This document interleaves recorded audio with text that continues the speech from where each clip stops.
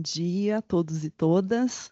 Gostaria de iniciar agradecendo ao acadêmico Cauê Machado e à poeta Glória Quirinos por este momento tão sensível e inspirador, que certamente enriquece a abertura do nosso evento. Então, sejam muito bem-vindos ao 7º Fórum Nacional de Revisão de Textos, ao 20º Fórum de Letras e ao 16º Encontro de Línguas Estrangeiras da Pontifícia Universidade Católica do Paraná. É uma grande satisfação recebê-los neste encontro que reúne pesquisadoras, pesquisadores, profissionais e estudantes interessados na reflexão sobre revisão de textos, seus desafios, práticas e implicações éticas e estéticas. Em um cenário cada vez mais atravessado pelas tecnologias digitais e especialmente pelos avanços da inteligência artificial, discutir a revisão de textos torna-se ainda mais relevante e urgente. As ferramentas automatizadas ampliam possibilidades, mas também nos convidam a repensar o papel humano na mediação da linguagem, na construção de sentidos e na responsabilidade ética sobre o que se produz e se circula. O tema desta edição, Ética e Estética na Revisão de Textos, propõe justamente esse diálogo, compreender como, em tempos de inteligência artificial, podemos articular rigor técnico, sensibilidade linguística e consciência crítica diante das novas formas de produção textual. Saudamos cordialmente o magnífico reitor, irmão Rogério Renato Manteucci, o decano da Escola de Educação e Humanidades, professor doutor César Candiotto, a coordenadora do curso de Letras, professora doutora Josélia Ribeiro, bem como todas as autoridades e acadêmicos aqui presentes, professoras, professores, pesquisadoras, pesquisadores, estudantes e demais participantes. Estendemos também nossa saudação especial a todos e todas que nos acompanham de forma remota no ambiente online. É uma alegria contar com a presença de vocês que, mesmo à distância, integram esse espaço de diálogo e troca de saberes e construção coletiva de conhecimento. Sintam-se igualmente acolhidos e participantes deste encontro. Neste momento, gostaríamos de convidar o magnífico reitor, irmão Rogério Renato Manteucci, para fazer uso da palavra. Bom dia. Com muita fraternidade e cordialidade, acolher a todos e todas nessa manhã especial, né, que se discute ética e estética na revisão de texto. Obrigado, professora Rosane, que me deu a honra do convite, professor César, no seu nome, todos os bons amigos desta casa, todos os grandes e competentes professores, eu diria mesmo, educadores, que fazem desta nossa PUC Paraná ser tão reconhecida, a sua reputação, sua relevância sempre tão presente em tantos fóruns como dessa manhã. Eu cheguei e peguei um pedacinho desse momento sensível, bonito e poético, né? Foi do meio para o fim, mas foi para mim impossível para me conectar com vocês e com os trabalhos que serão realizados a partir deste fórum. A professora Glória perguntava, né, quem é a cigarra? E eu fiquei me perguntando, levanto a mão, né, vou parecer o festeiro, né, do nosso fórum. Quem é a formiga? Eu levanto a mão, né, vou parecer só um lado da minha vida. E como ela disse no final, nós somos a integração disso tudo. Não há dualidade. Né? Me fez pensar também num texto tão bonito de Marta e Maria, quando Marta se incomoda e diz, né, a Jesus, que diga para Marta vir me ajudar, estou aqui com todas as coisas da casa, e ele repete, ela está escolhendo neste momento a melhor parte. As duas partes eram importantes. E assim a vida vai se organizando, né? De acordo com a nossa história, com a nossa caminhada, com os passos que a gente vai dando, a gente vai se organizando e a gente vai vivendo de forma integral, não dual. Eu sou isso ou aquilo. Eu sou isso, é aquilo. Eu sou esses lados todos de uma história que vai nos fazendo. É com grande alegria, portanto, que a gente inicia este Fórum Nacional de Revisão de Textos, promovido pela nossa universidade, de forma presencial e também online, para pessoas de diferentes regiões do país em torno desse tema tão importante e tão atual. A PUC do Paraná se sente honrada em sediar este fórum que se consolidou como um espaço, é o 7º, né? Como um espaço qualificado de reflexão sobre uma atividade fundamental para a vida acadêmica, científica e educacional e cultural para a revisão de textos. Revisar um texto é um trabalho silencioso, atento, rigoroso, mas profundamente, eu diria, absolutamente decisivo para a qualidade do pensamento e da comunicação. Como foi dito pelo nosso cerimonial, em um tempo enorme marcado pelo crescimento e aceleração da palavra e daquilo que está escrito, é preciso pensar nesta questão da revisão e da ética e da estética do texto. E é justamente por isso que nunca foi tão urgente cuidar da palavra, da sua clareza, da sua fidelidade ao pensamento e da coerência interna e da sua responsabilidade ética diante daquilo que é comunicado, diante daquilo que é escrito. Um pensador tão importante, e aqui na nossa universidade a gente tem um auditório dedicado a esse pensador, escreveu um livro muito importante para o tema da universidade, se chama Ideia de uma Universidade. São João, ele é santo, declarado santo pela igreja, São John Henry Newman, recordava que a educação superior não se limita à transmissão de conteúdos, mas à formação da mente para a verdade. Para Newman, o cuidado com o pensamento exige precisão, exige honestidade intelectual e respeito pela inteligibilidade daquilo que se afirma. Onde a palavra é descuidada, a verdade pode se tornar frágil. Ou melhor, a verdade torna-se frágil. Onde a palavra é tratada com rigor e integridade, aí então o conhecimento se fortalece. Para isso, a revisão de textos não é um trabalho periférico, mas ele é central e profundamente ligado à missão de uma universidade. O tema deste fórum, a articulação entre ética e estética, nos provoca a refletir sobre os limites da intervenção textual, sobre o respeito à voz autoral e sobre a responsabilidade que cada revisor assume ao tocar o texto do outro. O texto que uma outra pessoa escreveu, eu me debruço sobre ele com respeito e com muita ética. Revisar não é escrever o pensamento alheio, reescrever o pensamento alheio, mas é ajudá-lo a torná-lo ainda mais claro, mais forte e mais coerente. Ainda mais em tempos de crescente presença da inteligência artificial nos processos de escrita, de revisão e de edição. As novas tecnologias ampliam as possibilidades e é preciso considerar isso. É importante que a gente integre as novas tecnologias naquilo que nós fazemos e realizamos, mas também nos colocam diante de perguntas fundamentais. Quem responde pelo sentido do texto? Onde permanece a autoria do texto? Qual é o lugar do discernimento humano, ético e crítico no texto?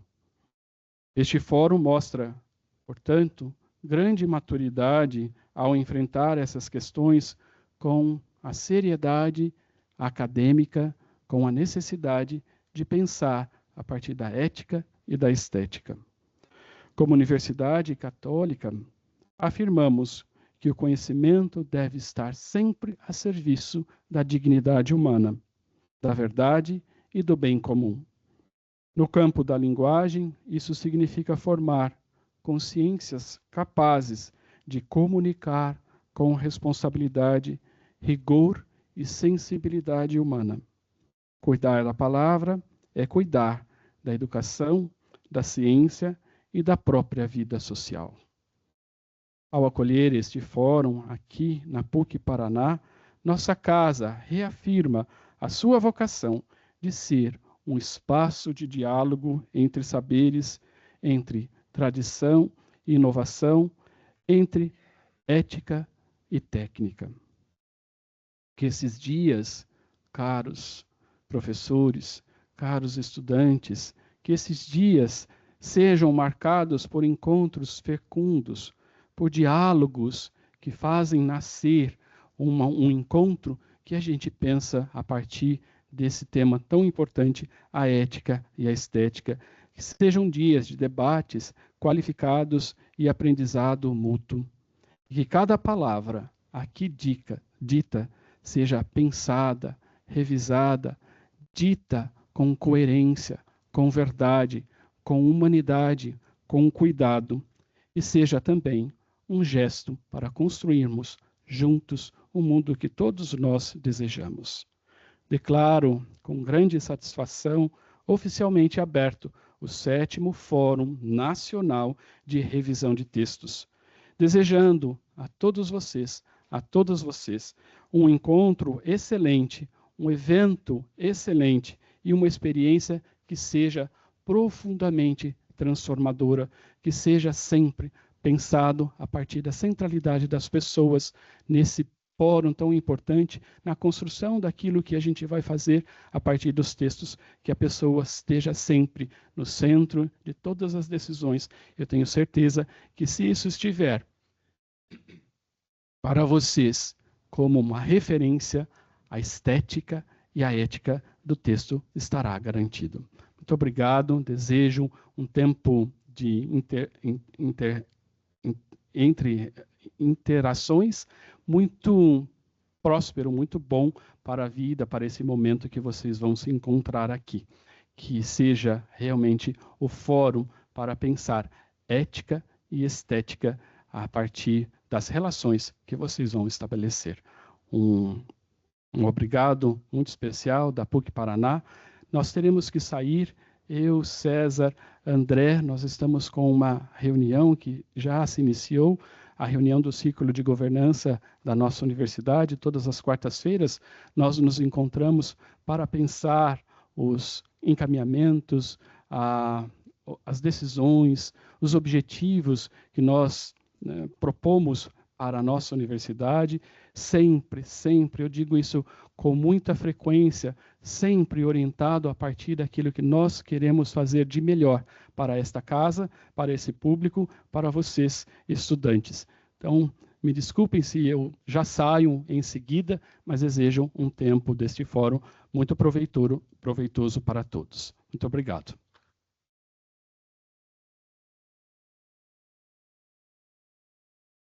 Agradecemos ao magnífico reitor, não só pela presença, né, mas pela clara valorização e reconhecimento da importância do nosso evento. Então, agora passo a palavra ao nosso decano, professor doutor César Candiotto, se ele ainda for fazer uso da palavra, ou também vai para a reunião. Então, pode proceder à abertura do evento. Decano, por favor. Bom dia a todas e a todos aqui presentes e que também nos acompanham participando na modalidade remota. Fiquei sabendo que são muitos inscritos para esse evento, isso é muito importante. O nosso reitor já fez um discurso, né? Declarou aberto o nosso fórum, então vou ser muito breve. Eu tinha também preparado um discurso, mas diante disso eu vou ser muito lacônico. E eu só queria agradecer, então, por essa iniciativa linda do 7º Fórum Nacional de Revisão de Textos, o 26º Fórum de Letras, o 16º Encontro Nacional de Linguística e Educação. Então, são 3 eventos aqui na nossa Escola de Educação e Humanidades, feitos concomitantemente. A gente tem um histórico lindo, né, do Fórum de Letras, com a participação de estudantes todos os anos, com produção de textos. E eu gostaria de agradecer, então, o irmão já saiu, mas a presença dele aqui, né, oficialmente. É muito bom, né, ter o reitor entre nós e com essas palavras tão belas e tão lindas, né, para animar o nosso fórum. Queria agradecer a Josélia Ribeiro, nossa coordenadora do curso de letras e professora do curso de letras, por essas iniciativas. Queria agradecer a coordenadora geral, a presidente do evento, a professora Rosane Nicole. Onde que está? Está lá atrás. Muito obrigado pelo convite e parabéns por essa iniciativa. Em seus nomes, gostaria de saudar a todos os professores e professoras, pesquisadores e pesquisadoras do curso de letras, mas todos os que se inscreveram para esse evento, aos estudantes que abrilhantam, mais uma vez, esse evento, e também a todos os visitantes, né, que estão aqui nesse recinto, a todos os inscritos de todo o Brasil. Quero dar as boas-vindas aos revisores, editores de textos que participam, aos pesquisadores da área de letras e comunicação, professores de educação básica, estudantes de graduação e pós-graduação, autores, jornalistas, tradutores e profissionais da educação. Eu, como disse, havia preparado um texto, mas eu não poderia deixar de falar brevemente sobre essas duas palavras, né, ética e estética, na revisão de textos, porque são palavras profundamente filosóficas e profundamente arraigadas na cultura ocidental desde a sua origem. O termo kalos, em grego, significa belo, e o termo agathos significa bem, né? Então, kalos e agathos. Para os gregos, a ética não estava dissociada da estética. O kalos não estava dissociado do agathos. Ou seja, que a busca do bem não estava dissociada da busca pelo belo. E vice-versa, a busca pelo belo não estava dissociada da busca pelo bem. Então havia entre os gregos essa busca de uma estética da existência, de uma estética para um bem viver, ou de uma estética para fazer o bem. E quando você pensa nessa ação que é escrever, né, essa ação bonita, contínua que é escrever, nós pensamos na estética, mas nós deveríamos também pensar em como fazer isso bem, né, em buscar o bem a partir daquilo que a gente faz. Então, o século XIX normalmente dissociou na filosofia a ética da estética, né? Houve uma dissociação na modernidade. Eu acredito que os desafios impostos hoje, especialmente pela inteligência artificial, cada vez mais impõem que nós novamente ressignifiquemos essa relação entre ética e estética. E quando a gente pensa em revisão, eu imaginei hoje de manhã o seguinte: será que nós temos que revisar hoje mais os textos feitos somente pelas nossas mãos e o nosso cérebro, ou nós temos que fazer a revisão também dos textos que a própria inteligência artificial, né, produz, né, a partir dos nossos prompts? Quer dizer, no século XXI nós estamos com um grande desafio, né? Um grande desafio de revisar um texto que é feito a partir de algoritmo, muitas vezes, e como que nós podemos imprimir aí o belo nesse texto? Porque o algoritmo geralmente não se preocupa com o belo, ele é padronizado, né? Não é isso? Então, como que nós podemos construir, interagir, nos relacionar, mas sem também renunciar àquilo que é fundamental no humano, que é a ideia de autoria, ou seja, que o texto é nosso, né? Eu trago essa problemática, ela está muito bem explicitada aqui na programação, mas é um desafio, gente. Então eu diria assim que a inteligência artificial, ela nos obriga novamente a, com os gregos, refletir a relação entre o kalos e o agathos, entre o bem e o belo, na revisão e na escrita. Eu desejo para vocês um excelente evento, né? São 2 dias muito lindos, pretendo acompanhar na medida do possível, né, os desdobramentos, os trabalhos de vocês, e que sejam um fórum rico de trocas, né, de encontros, de amizades, enfim, e de mútuo conhecimento. Então, muito obrigado.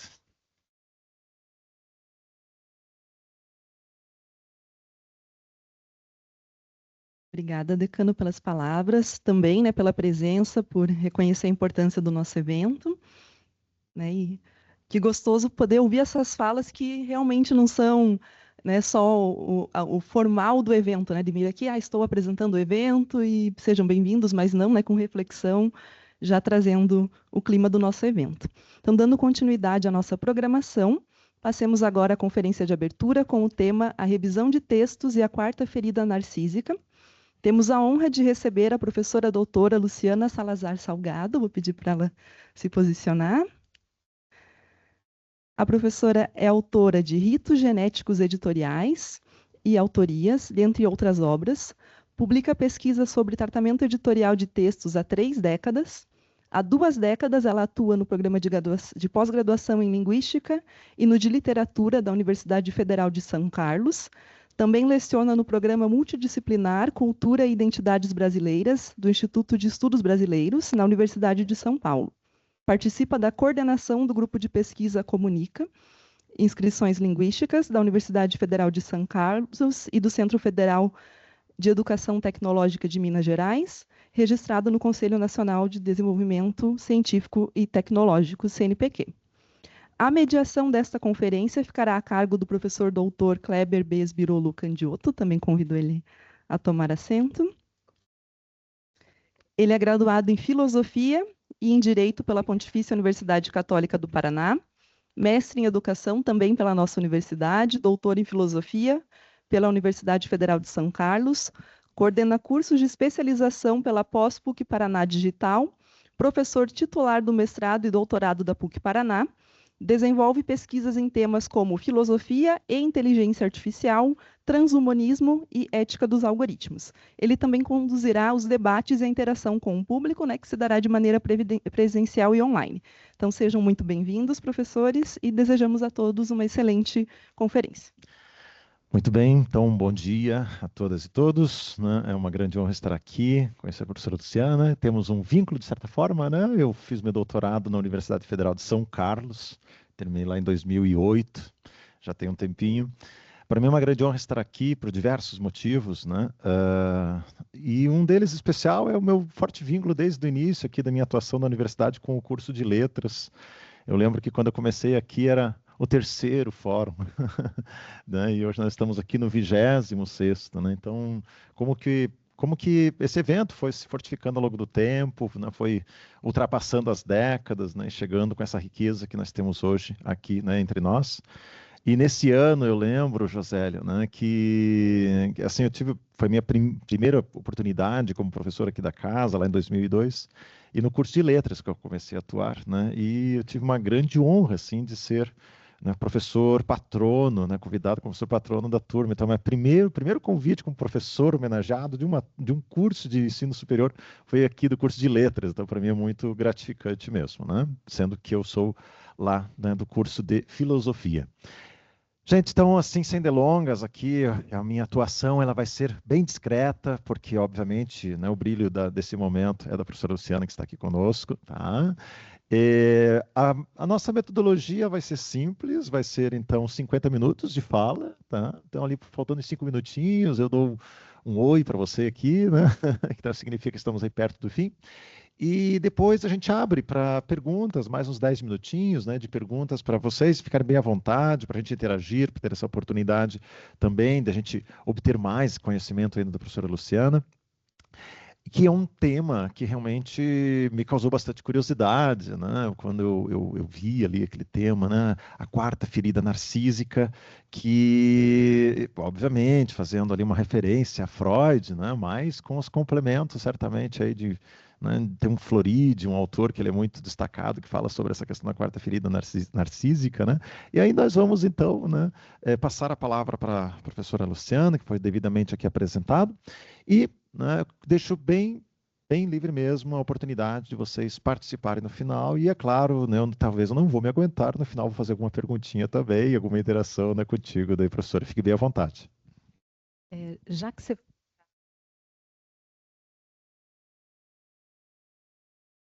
Acho que ligou, não ligou? Já que você falou livre, eu posso ir ali, porque eu tenho um roteirinho de fala, eu gostaria de apoiar, porque a mão também fala, né, gente? Então, eu te peço, né, essa... Tu aí vira outra coisa, porque chama púlpito, né? E vou te pedir uma gentileza, já que você veio, você abre para mim? Eu vou querer deixar mais tempo para conversar. Perfeito. Espero conseguir. A hora que você falou mais livre, estamos livres, eu fiquei... Relaxei. Bom dia, minha gente. É que eu acabei de chegar, vocês viram, né? Que eu cheguei meio atropeladinha, então estou chegando ainda. Bom dia a todas as pessoas presentes. Vou seguir o meu roteiro para a gente garantir o raciocínio. As pessoas presentes aqui e as remotamente presentes. Não posso deixar de sublinhar essa modalidade de presença que a gente inventou recentemente e com a qual a gente se acostumou tanto, a ponto de nem se dar conta. Mas isso significa tanta coisa em termos cognitivos, em termos de sociabilidade. Eu estou falando com vocês, mas sei que estou falando com outras pessoas que eu não sei onde estão. Estamos juntos e não estamos, em alguma medida. Aliás, permitam-me desenvolver um tiquinho esse tópico. A gente se acostumou com uma outra coisa que nem tem sido assunto, vejam só. Mesmo os que aqui estão em copresença, muito frequentemente estarão desancorados desse presente, mandando mensagens, conferindo notificações, fazendo fotos, tomando providências. Estão conectados com algo ou outro que não está na minha fala. Nesse exato momento, eu arrisco dizer que correm muito mais coisas em paralelo do que convergentes. Que esforço enorme esse que a gente criou na vida acadêmica, né? Falar a um auditório que talvez esteja mais ou menos aqui. E tudo isso parece mais interessante ainda quando a gente pensa que eu falo aos presentes, nem tão presentes, e isso se transmite como uma live para os que não puderam estar aqui. E que ouvem enquanto lavam louça, por exemplo, acompanhando, como a gente diz. E ainda por cima, essa live vai acabar sendo uma ex-live, uma espécie de zumbi, um não vivo que é o registro do que foi feito para ser ao vivo. É uma loucura, né, gente? A gente está acostumando com uns trem meio estranho. Enfim, eu só queria dar um bom dia, projetando adequadamente os meus interlocutores, como a gente sempre faz quando prepara uma fala pública. Mas aí, no preparo dessa abertura, eu me dei conta de que eu não sei direito a quem falo. Claro que eu posso lidar com a ideia de o público e operar com esse conceito na sua condição difusa, que está encenada no site do evento, nas falas que foram feitas agora há pouco aqui, nas redes sociais que falam de tudo isso e que circulam entre nós também. Mas a gente já sabe, por muitos estudos sobre a cultura contemporânea, que a formação de um público se transformou. Que hoje a atenção que define um público está sempre numa espécie de outro lugar e às vezes dissociada do interesse efetivo. A gente costuma achar que atenção e interesse andam juntos, né? Alguém pode até estar de fato interessado no que eu tenho a dizer, eu não duvido. Mas eu arriscaria dizer que sofre por não saber mais como estar comigo ao longo de todo um fio de raciocínio, que é uma coisa que pede tempo para se tecer. E é isso que eu lhes proponho nessa manhã. Um raciocínio sobre o mundo em que vivemos, no qual a revisão de textos se dá. Sobre o que os companheiros de agora há pouco pularam miudinho para tentar falar, né? É complexo mesmo. Quero lhes falar mais precisamente sobre esse fenômeno da quarta ferida narcísica e no que ele tem a ver com a revisão de textos. Mas antes, eu preciso tentar construir um chão comum. Não posso supor que quem me ouve nessa manhã conhece a minha pesquisa, por exemplo, meus textos sobre o tema, nem que já tenhamos feito trocas em outra edição do fórum. Não posso supor que haja chão comum para então fazer avançar o conhecimento, que é o propósito de uma conferência, né? O que se espera de uma conferência? Que ela traga novidade, movimento, pontos sobre os quais a gente vai ficar com vontade de conversar depois no café, nos corredores. Mas para fazer avançar o conhecimento, eu preciso necessariamente supor que começo do zero, neste encontro, o nosso contato intelectual. Enfim, já está bastante difundida a ideia de que a grande crise que nós vivemos hoje, em termos civilizacionais mesmo, é a crise da falta do comum. da construção dessa partilha de outros que garantem a reprodução da vida. E também já se disse muito sobre o fato de que isso acontece porque a gente tem vivido capturado por lógicas algorítmicas, a gente tem vivido de modo bem customizado, né? Tudo é feito só para você, cada um no desenho das suas timelines. Essa é a quarta ferida narcísica, penso eu. Já estamos sendo chamados a tomar consciência do sequestro das nossas subjetividades pela técnica algorítmica. Esse tema já está posto em circulação muito fartamente. Mas é que é muito duro encarar uma ferida narcísica. E, em geral, o movimento de defesa é a negação do que se passa. Ah, não, eu tenho Face, mas é só para... Como se você estivesse imune aos efeitos, né? Na época do Facebook se dizia muito isso. Devo, então... Ah, não, desculpa. Por hora, eu não vou desdobrar ainda esse tópico da quarta ferida narcísica. Já já eu volto a ele. Porque, como eu lhes dizia, eu queria mesmo, isso tudo que eu falei até agora, era só para tentar desejar um sincero bom dia. E, claro, fazer o meu agradecimento enorme por ser eu quem hoje tem a prerrogativa da pauta, o que é uma honra. Mesmo no mundo das atenções despedaçadas, é uma honra. E é também uma responsabilidade que eu espero honrar. Devo, então, agradecer vivamente à professora Rosane de Mello Santo Nicola, que fez o convite para eu me engajar nessa edição do fórum e que organizou a sua viabilidade. Muito, muito grata. Devo agradecer também ao Grupo de Pesquisa Comunica, que foi mencionado no início, cujos recursos viabilizou a minha vinda a Curitiba. Agradeço também a todas as pessoas da PUC e de outras instituições que estão envolvidas na gestão desses dias de encontro, porque tem sempre uma quantidade enorme de trabalho nessa jogada, e eu penso que esse trabalho deve ser reconhecido acima de todas as coisas, mesmo. E devo também agradecer a todas as pessoas que fizeram esse fórum existir em todas as suas edições. Isso foi sublinhado aqui, né, gente? É a 7ª, ainda por cima um número mágico, místico. É um fórum de verdade, um espaço de conversa itinerante que passeia pelo Brasil pelas mãos de quem decide mantê-lo pulsante. É um fórum que reúne pesquisadores acadêmicos e profissionais do mercado amplamente.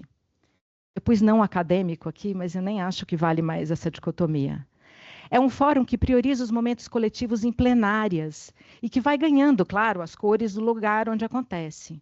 É um fórum que celebra a diferença como elemento fundamental da construção do comum. No espírito da criação desse fórum estava aquela máxima, Ubuntu, eu não sei o quanto vocês conhecem e têm se engajado. Uma tradução rápida, eu sou porque somos. Mas, como eu dizia, algo tem se passado no mundo das dispersões generalizadas. Tem atrapalhado um bocado a efetivação disso, da construção do comum. Não sei se todos sabem, esse fórum nasceu em 2009, para pôr em marcha na nossa grande área, que hoje é chamada Linguística e Literatura, nem era esse o nome, um tema tão urgente quanto apagado em 2009, quanto hoje ainda, que é justamente a formação e a atuação profissional do revisor de textos. Como se forma uma pessoa que vai revisar textos? Como atua uma pessoa que revisa textos profissionalmente? Aliás, esse era o nome do fórum criado pela querida colega Eliane Mourão na PUC Minas. Esse fórum de 2009 aconteceu na PUC Minas. Chamava-se Fórum Nacional sobre a Formação e a Atuação Profissional do Revisor de Textos. Na 5ª edição, que aconteceu na Federal do Rio Grande do Norte, em Natal, organizada pela Fabíola Gonçalves e uma super equipe de revisores, foi muito bom, decidiu-se que esse nome era muito comprido para pegar. Vou repetir, gente. Fórum Nacional sobre a Formação e a Atuação Profissional do Revisor de Textos. Então, as pessoas não têm memória para esse nome hoje. E também ele complicava as postagens necessárias nas redes obrigatórias, cujos formatos, como sabemos, formatam o que se diz. Afinal, se tem uma coisa que todos os estudiosos da linguagem sabem bem, é que o modo como se diz também produz sentidos. Não existem conteúdos apartados das suas formas de circulação. Eu só digo o que é possível dizer no formato que se me impõe. E no caso das redes sociais, o preenchimento desses formatos é feito sempre conforme as trends indicadas pelas próprias redes. Fala se a gente não está meio capturado. Eu faço aqui um pequeno parênteses para sublinhar essas duas tecnologias que eu mencionei, a timeline e as trends. A timeline, uma tecnologia que produz subjetividades passivas que recebem, não procuram nada. Os combos de conteúdos chegam conforme cruzamentos de dados que foram feitos nem se sabe direito por quem e onde. As trends são uma tecnologia que funciona como uma paradoxal referência na gestão da produção de conteúdos. Eu devo considerar as trends se eu quiser sobreviver nessa ou naquela plataforma. Mas a hiperpadronização das plataformas produz saturação e desinteresse. Por isso, a reinvenção infinita das trends, que é bem cansativo, né? Quem administra a rede social sabe do que eu estou falando. Tipo, tira o sono, né? Que não nos escape quão interessante é isso. Chamamos de produção de conteúdo a tarefas que são fundamentalmente preenchimento de formas, de postagens, de cursos à distância, de tudo. Mas voltando à 6ª edição do Fórum, quando o nome do evento mudou, a gente entende que ele foi simplificado, entre aspas, por razões pertinentes, razões editoriais, né, gente, que eu mencionei. Aliás, eu devo dizer que foi tudo discutido coletivamente naquela altura, respeitava-se a história que vinha desde 2009, tudo certo, a vida é em permanência, né? Mesmo assim, eu tenho tido vontade de voltar ao tema e quero pensar aqui agora o que foi que a gente ganhou e o que foi que a gente perdeu com essa mudança do nome do fórum. Ganhamos circulação, possivelmente, difusão do nome do evento, criou-se uma espécie de marca memorável. Mas eu acho que a gente perdeu justamente o que antes estava em relevo. O revisor de textos. Quem faz o trabalho? Claro, essa flexão gramatical no masculino soava excludente, uma questão linguística interessante para pensar, uma importantíssima questão glotopolítica, né, Zé? Como tem nos ensinado José Muniz, presente aí. Mas o fato é que sumiram da ribalta as questões de formação e de atuação profissional. E isso me parece relevante quando eu vejo que a cada edição do Fórum, os títulos dos trabalhos inscritos retomam as mesmas inquietações que martelam,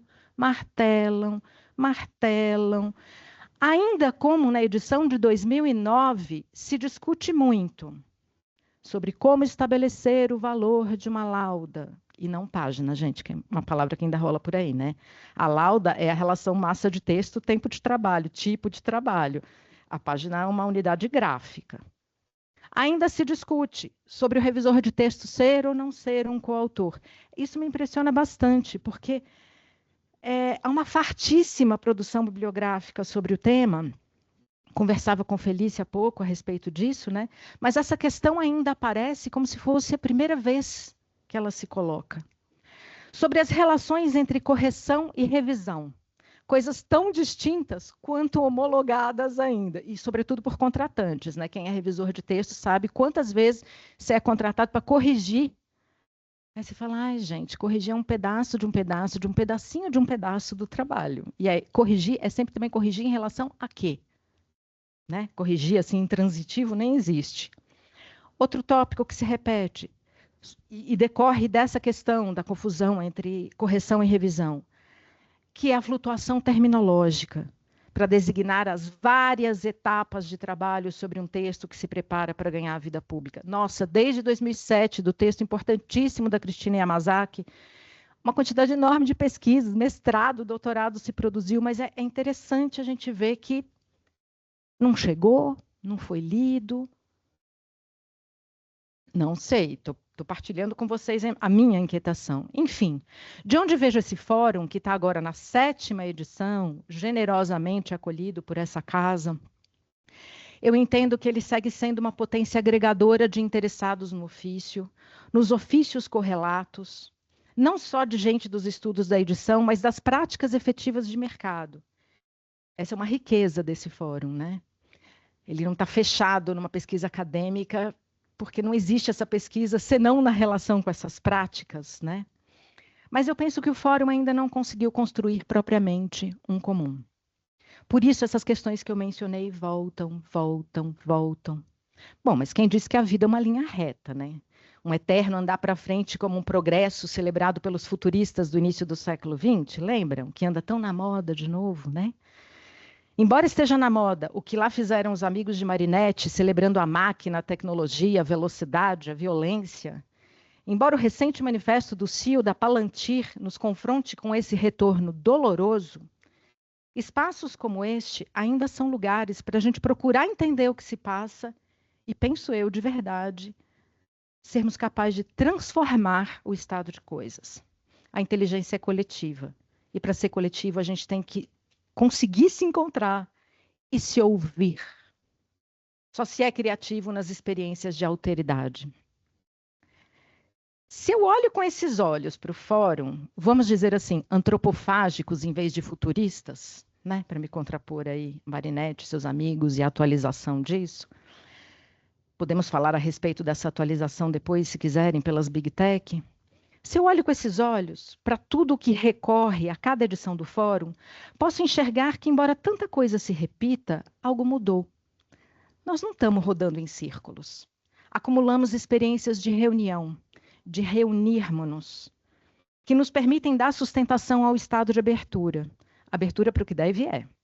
Pensem, não é simples dar sustentação ao estado de abertura. Enrijecer, firmar um formato, dedicar energia para garantir que um procedimento simplesmente se repita igualzinho sempre. É o que a gente mais identifica com a ideia de dar sustentação, né? Pois é. Agora, dar sustentação para o estado de abertura, aí está o pulo do gato. Há sempre o risco de não se sustentar. Pois foi nesse risco que a gente se sustentou até aqui. Estamos na 7ª edição, passando por diversos estados do país, em diferentes tipos de instituição, reunindo gentes muito diferentes, em formatos de encontro bem diferentes, em repercussões locais e nacionais também variadas. Para quem veio andando junto, vou falar para vocês, é bonito ver. Espiralamos. Não rodamos em círculo. Fomos muito experimentais em todas essas experiências. Não rodamos em círculo, gente. Espiralamos. E é na espiral dessa edição que apresento a vocês o que tenho entendido sobre a revisão de textos nesta altura. Diante de tudo que eu disse, a revisão de textos é tecnologia de interlocução. A ideia é diferenciar interlocução de interação. E é justamente aí que ela tem a ver com a tal da 4ª ferida narcísica. Eu vou tomar a liberdade de supor que nem todo mundo conhece esse papo de ferida narcísica, ou talvez não se lembre das outras 3. É Freud que, em 1917, vem com essa conversa, quando ele publica um artigo intitulado Uma Dificuldade da Psicanálise. Ainda nesse período, gente, já na 2ª década do século XX, a psicanálise era vista com muita desconfiança e preconceito. Embora já existisse a Escola Internacional de Psicanálise, muitos adeptos, resultados aplicáveis, apreciáveis, Freud era chamado a responder editorialmente, vejam que interessante, encomendou-se dele um dizer editorial, por que tanta resistência à psicanálise? E aí ele explica nesse texto delicioso, que eu recomendo para quem não conhece, que na história recente da humanidade, certos conhecimentos impuseram ao ser humano o confronto com a sua condição necessariamente intersubjetiva e relacional. Ou seja, deslocaram o ser humano da ilusão de uma centralidade absoluta.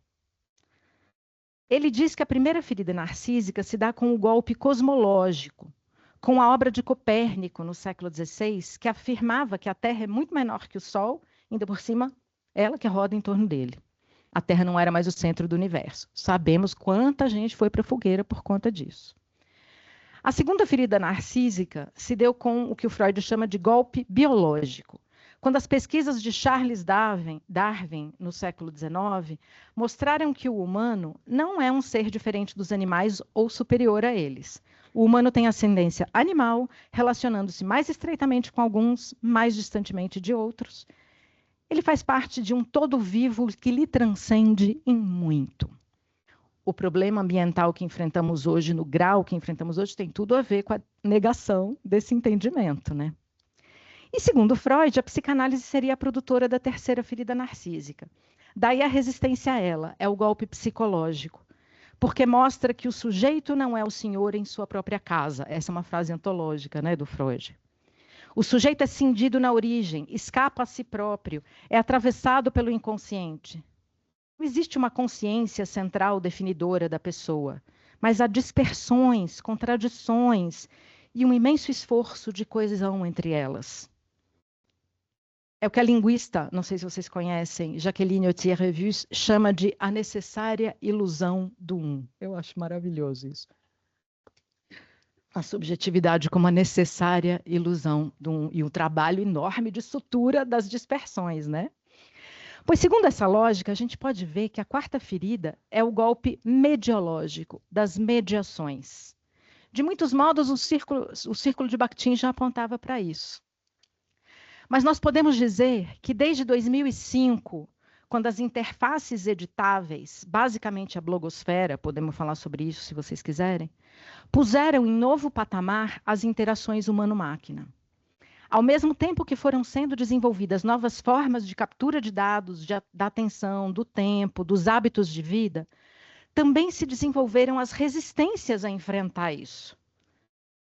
Em que forma? Nas formas de encenar a centralidade absoluta, aquela da qual parece que os séculos vão passando e o humano não quer abrir mão de jeito nenhum.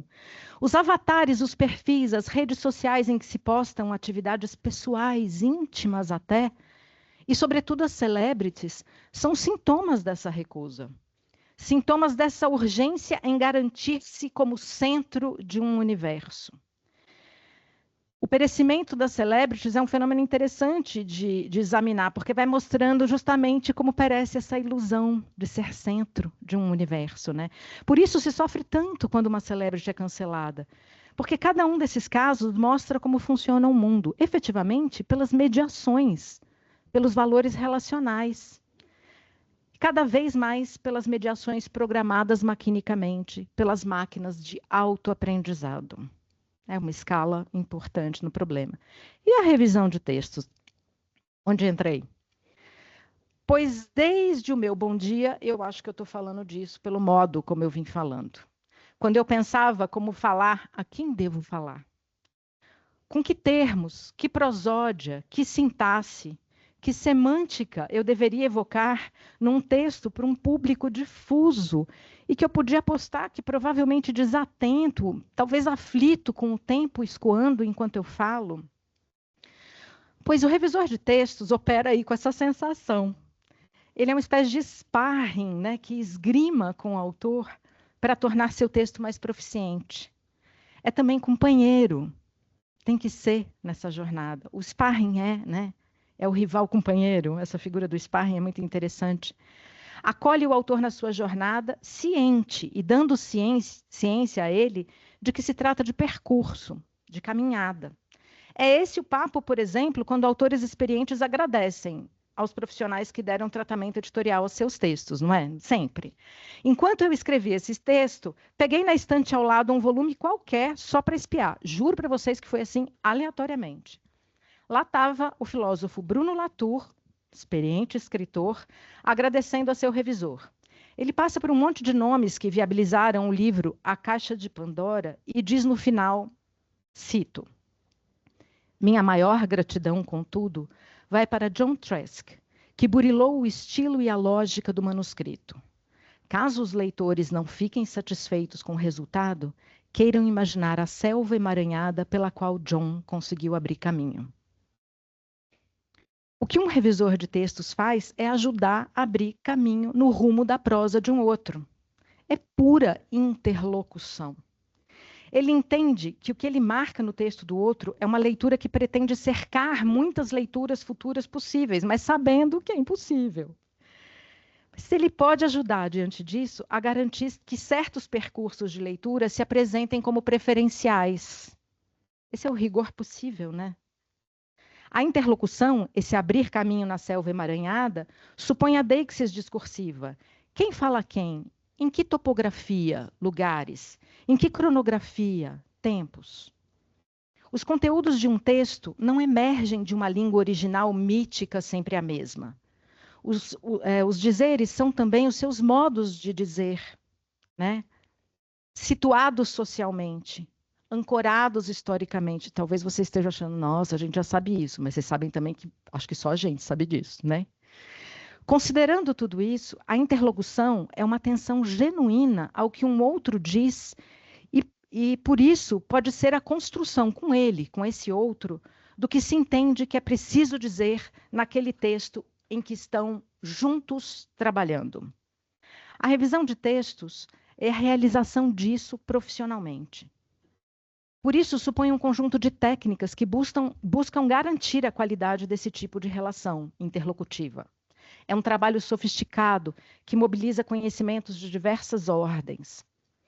Nisso, a revisão de textos é diferente da interação, que supõe um script mais controlado, não admite derivas nem surpresas, que são vistas como rupturas de script. A interação é um tipo de relação que se constrói sobre um comum supostamente dado, que é o que acontece na rede, na digitalidade, né, gente, nas plataformas todas. A interlocução é ela própria o esforço de construção do comum, ela não supõe comum nenhum. Ela é alinear, é negociada, sem garantias prévias. Se há quebra de script, essa quebra é vista como parte do percurso, atalho que se decide pegar, ou uma nova estrada que se decide abrir.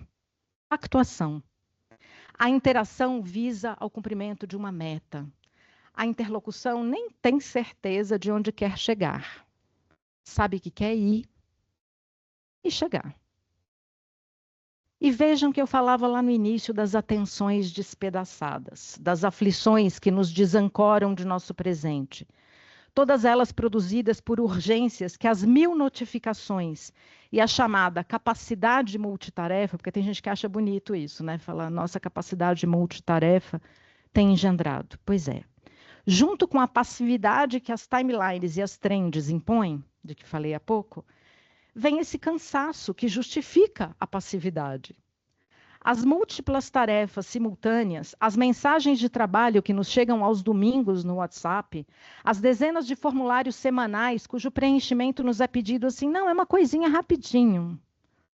Os planos de ensino eletrônicos e as planilhas de prestação de contas do que se ensinou, que tomam muito mais tempo do que o preparo da aula. Gente, eu acho isso uma doideira. Quem aqui não está exausto? Quem aqui não teve burnout ou quase? Interagimos demais o tempo todo, num tipo de interação que nos treinou para ficarmos em alerta, prontamente reativos. Não nos escape o fato de que isso produz uma sociedade reacionária. Né?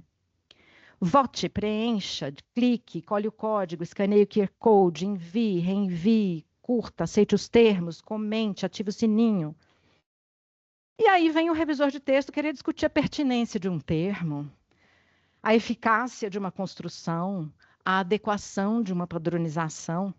Em vez de resolver logo a parada, vem o revisor de textos considerar as variantes linguísticas, as condições de produção e de circulação dos enunciados, a transparência ou a opacidade de um sentido. A gente vive num tempo de pouca disposição para esse tipo de troca. Esse tipo de troca pensado, curtido, maturado. Mas é para isso que a revisão de textos chama.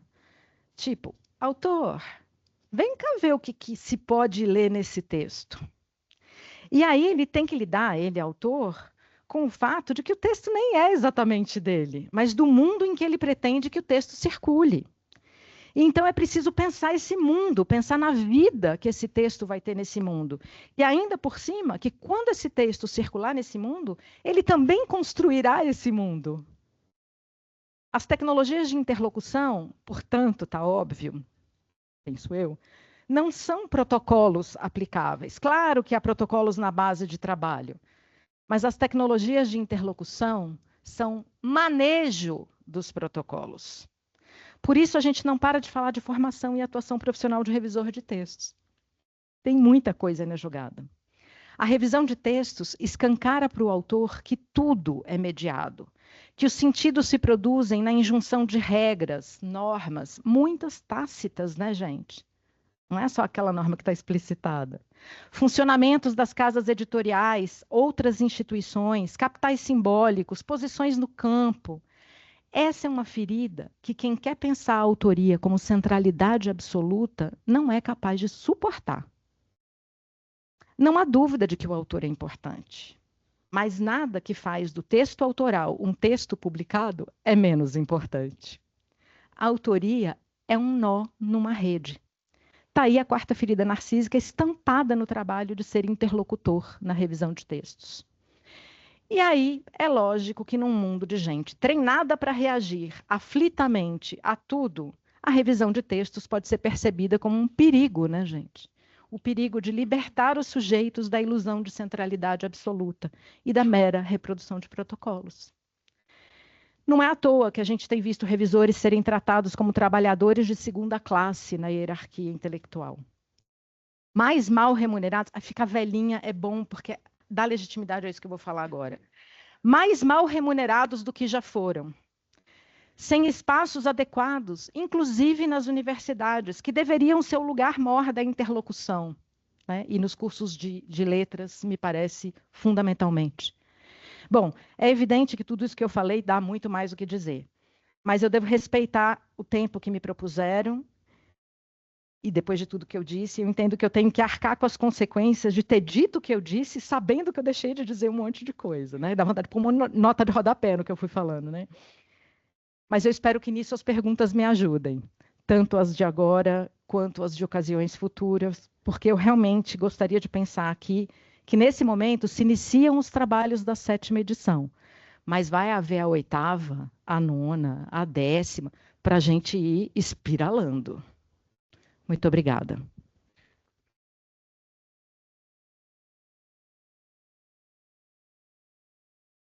Muito obrigado, professora Luciana. Belíssima exposição, muito filosófico, por sinal, muito pertinente ao nosso contexto, a esse momento aqui no nosso evento. Sem delongas, para privilegiar os participantes aqui hoje, sejam os presenciais aqui fisicamente, sejam os presenciais virtualmente, né? Abro o espaço da palavra, então, para quem queira dirigir uma pergunta, uma questão, um ponto de reflexão também, né? Que vai ser bem-vindo aqui, né? Então, temos aqui uma estudante de letras, né? Diga o seu nome, então, para nós. Bom dia, eu sou a Beatriz, de Letras. A minha pergunta é, assim, a senhora falou sobre essa questão do editor, assim, a pressão que a gente tem nessa nossa sociedade, assim, muito das trends, assim, tudo passando muito rápido. A minha pergunta seria assim, a gente vê muito em questão da mídia, essa pressão que o público tem, assim, de influenciar o que está acontecendo, o resultado final, assim. Então, a minha pergunta seria, você acredita que os revisores são, assim, uma espécie, tipo, ameaçada pelo público, assim, que, como leitor, assim, que a gente pode influenciar a revisão o trabalho da revisão, assim, por essa pressão, assim, de não querer engajar com esse pensamento todo, esse processo todo que eles criam? Não sei se ficou claro. Okay. Quando a pergunta é complexa, a gente tem a sensação de que ela não vai ficar clara. Ô, gente, acho que eu vou ficar de pé, tudo bem? Para que eu possa enxergar pessoas queridas que eu estou vendo por aí também, todos. Também não sei se entendi, acho que entendi, assim vamos.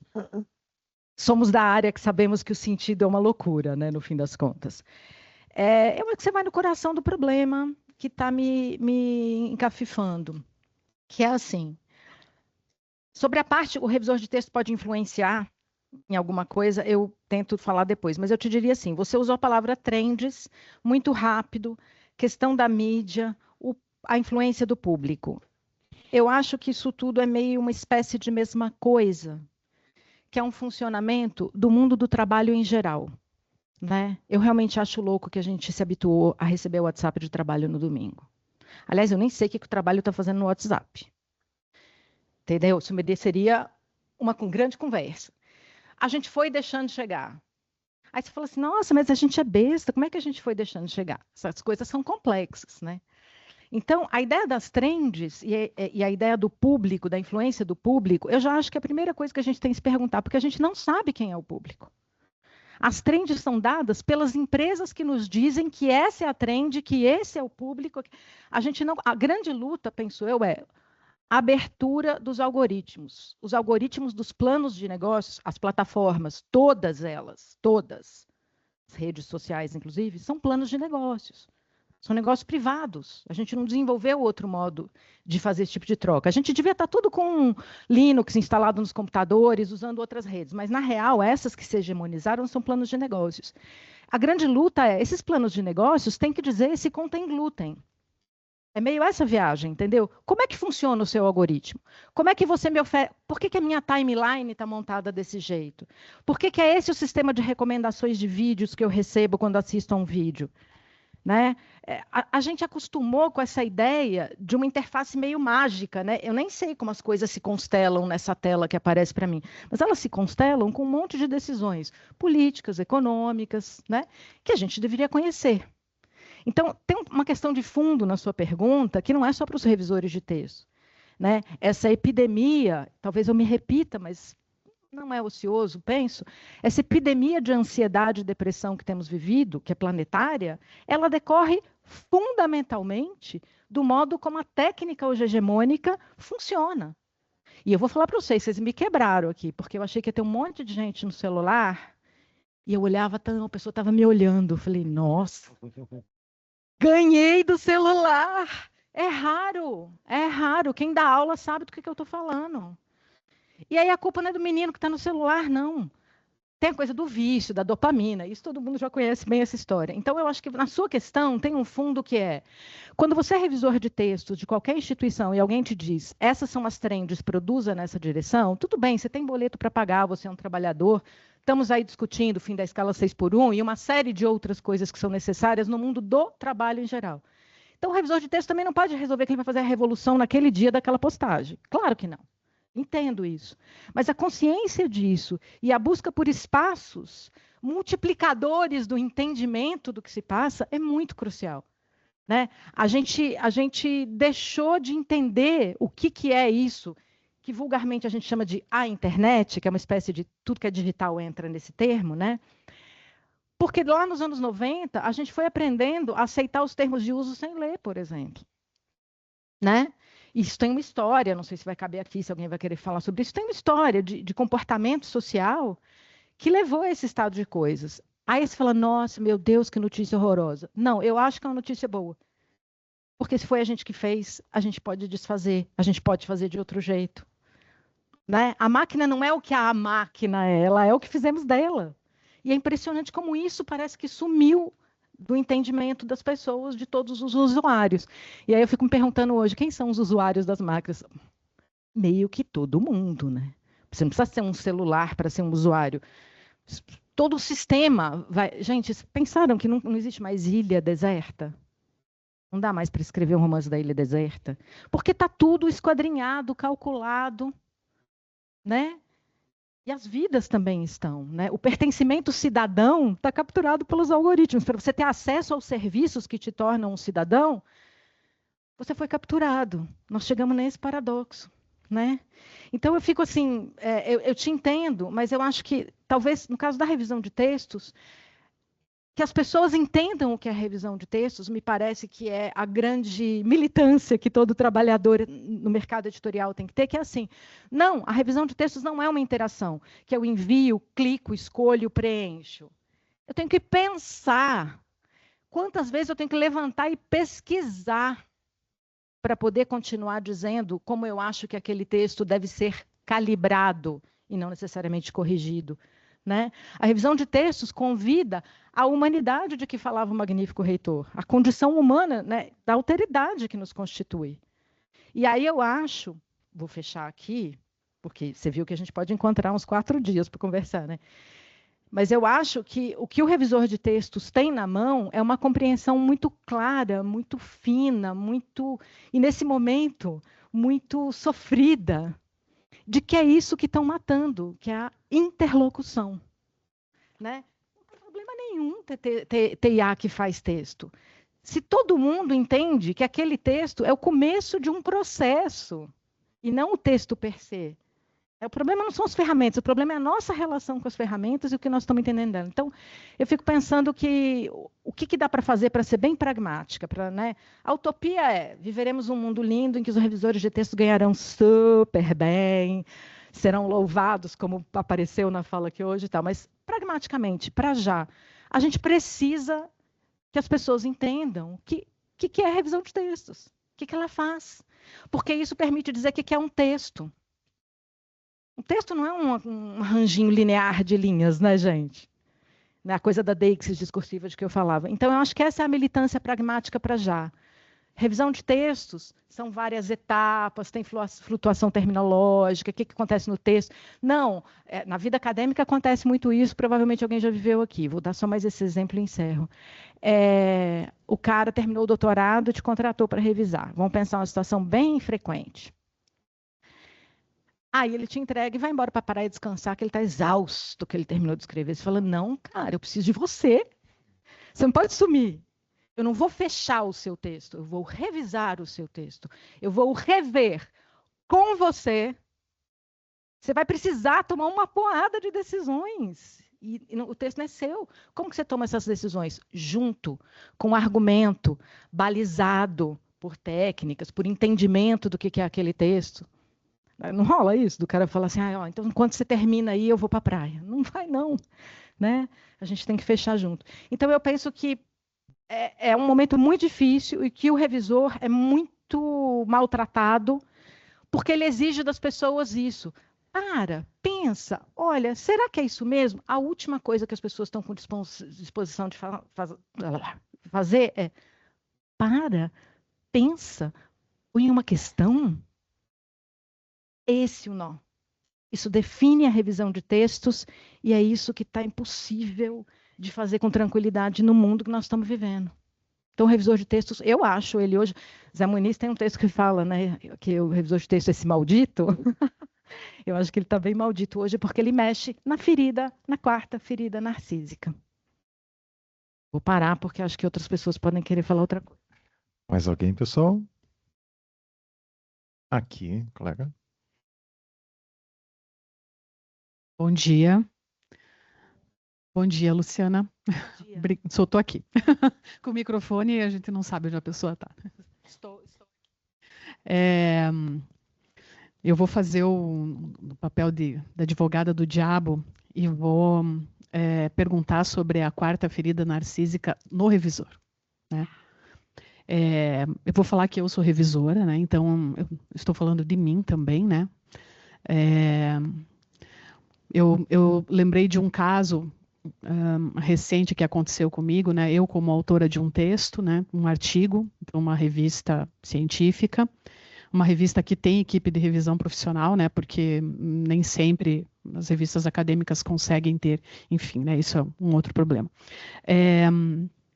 E era um texto muito específico em que eu tinha fontes e bibliografia, referências bibliográficas.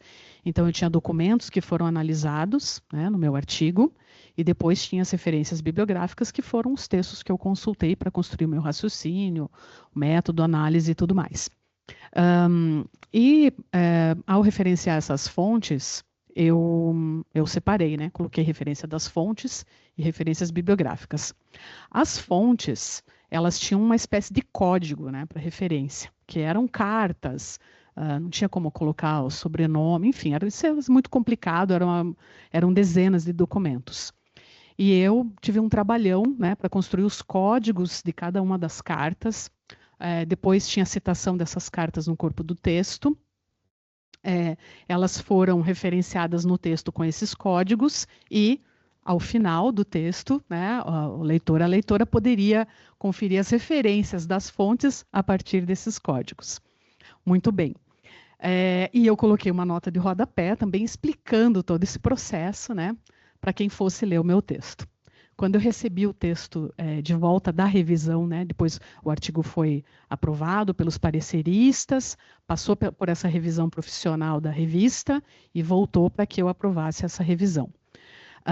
Essa pessoa que revisou simplesmente colocou fontes junto com referências, trocou todos os meus códigos, colocou pelo sobrenome dos autores das cartas, né? E eu fiquei, assim, muito passada. E isso depois aconteceu de novo com outro periódico, né? Eram outras referências, mas era também esse mesmo esquema, fontes, referências com uma explicação. E aí eu fico pensando até que ponto que a gente não tem hoje também profissionais de revisão que... eu vou falar um termo um pouco pesado, mas a questão da arrogância, né? Não, eu sei como é, eu aprendi em tal lugar, ou, enfim, eu tenho que seguir a norma. Quer dizer, essa leitura, né, estava lá no texto a explicação, né, para aqueles códigos, então também não sei, claro, toda revisão tem suas condições socio-históricas de produção, materiais e tudo mais. Mas assim, sem essa conversa, né, eu vou lá e vou mudar tudo que aquela pessoa fez. E aí, né, a partir desse exemplo, a minha pergunta é: como atua a quarta ferida narcísica no revisor?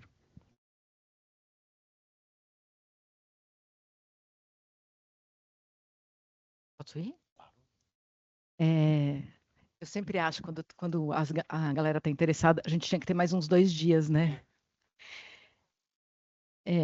Porque as duas questões abrem, né, para... Você, por exemplo, já foi respondendo, né, Felícia? Porque, né? Começo dizendo, o revisor de texto é um ser no mundo. Ele está tão quartamente ferido quanto todos estamos. E ele se defende também disso. E se ele está socado no ambiente de trabalho dele, eu arriscaria dizer que essa arrogância é o que lhe sobrou para ele conseguir acordar no dia seguinte e ir trabalhar. Porque o sistema o empurrou para essa arrogância, que no fim é uma arrogância medíocre, né? Agora, frequentemente o revisor está lá sofrendo de ter feito um negócio que mandaram ele fazer. E que a gente não sabe quem mandou, né? Então tem um problema que quando a gente fala de revisão de textos, e por isso eu falei em ofícios correlatos, e na produção bibliográfica isso é muito frequente, não existe entender a revisão de textos sem os ofícios correlatos. Gente, é tudo intersubjetivo, relacional, né? E aí você fala, os periódicos científicos é outro assunto. Não, isso é o assunto. Os periódicos científicos da nossa área, então, não terem formação para o trabalho editorial é chocante. Recentemente, na ANPOL, Associação Nacional de Pós-Graduação em Linguística e Literatura, fechou um documento no fim do ano passado, não me lembro, 70ª edição do ANPOL, desculpa, não me lembro agora.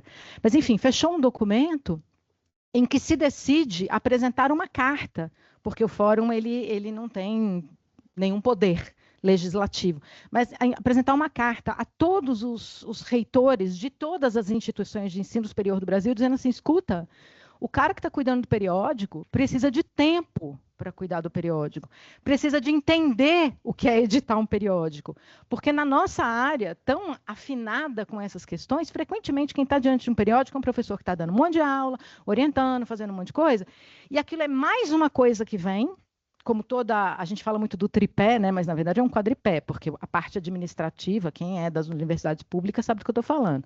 A gente mais administra hoje, inclusive, do que faz as outras coisas. Mas ela não aparece no tripé definidor da carreira, né? E o que está acontecendo é isso. O periódico chega para o colega não como um trabalho editorial propriamente. Ele chega como mais uma função que eu tenho que fazer por um tempo que chegou para mim agora.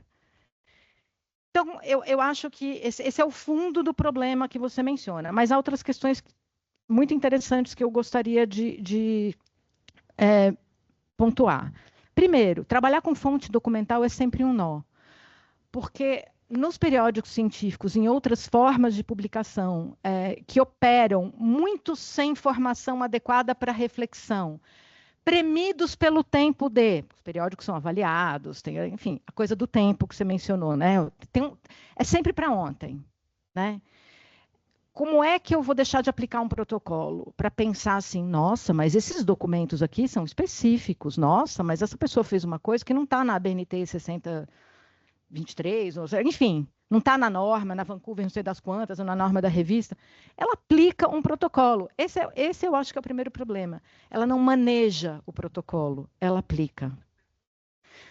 Mas talvez ela não tenha tempo de perguntar. Então, para mim, um dos maiores problemas é pensar a revisão de textos sem o autor junto, em algum momento, em alguma passagem, né? e os periódicos científicos sem deixar claro quais são os valores, né? Porque pode chegar uma revisão de texto para você e você falar não, e aí você volta tudo e mesmo assim o texto é publicado. Pode ser. Isso também seria uma possibilidade. Aí você fala, nossa, mas dá um trabalho. Pois é, mas não tem nenhuma instância editorial, esse revisor não tem um editor efetivamente a quem ele possa recorrer e falar, olha a nota de rodapé dessa pesquisadora. Vamos considerar?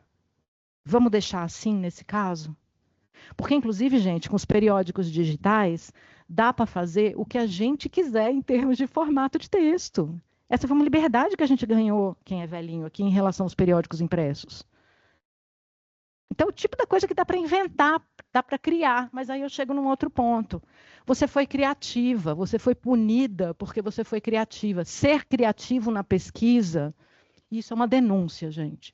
Ser criativo na pesquisa hoje, frequentemente, recebe a sanção de sai desse espaço, não tem mais o financiamento, não haverá. Nós estamos vivendo um tempo porque a criatividade toma tempo, ela experimenta. Experimentar significa talvez não conseguir. Não conseguir o quê? Aquele resultado, mas que percurso foi esse que se produziu? O sistema não tem tempo de avaliar qualidades de percursos não previstos. Cada vez mais os projetos não tem lá aquele... Você está fazendo um projeto, você está projetando uma pesquisa, você tem que dizer resultados esperados. Oi? Estão indo fazer pesquisa? Né?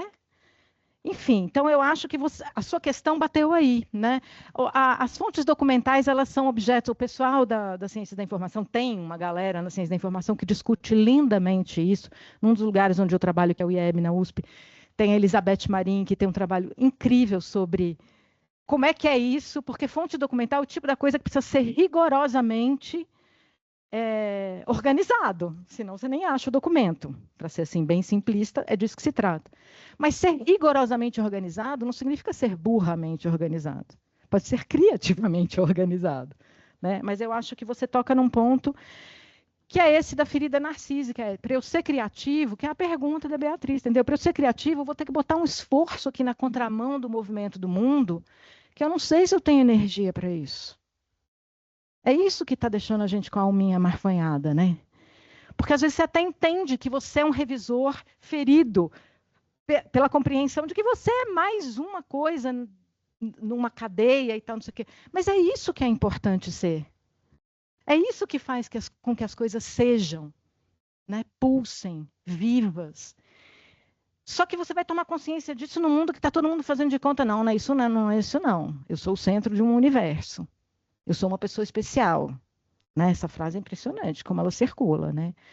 E aí você é especial porque você é um centro de universo, não porque você está conectado com uma rede cheia de exercícios de alteridade. Então, eu acho que você sofreu nos periódicos científicos uma coisa em que, nos periódicos científicos, acontece com uma frequência enorme. Permito-me partilhar muito brevemente uma experiência, e eu acho que a luta é escrevermos para os editores. O que eu posso dizer orgulhosamente para vocês, já que a gente está no Fórum Nacional, é que eu fui uma das consultoras desse documento que eu mencionei. Depois de quase 12 anos, esse documento saiu e foi votado no último ENAMPOL. Imagina. E é uma carta que vai ser mandada para os reitores.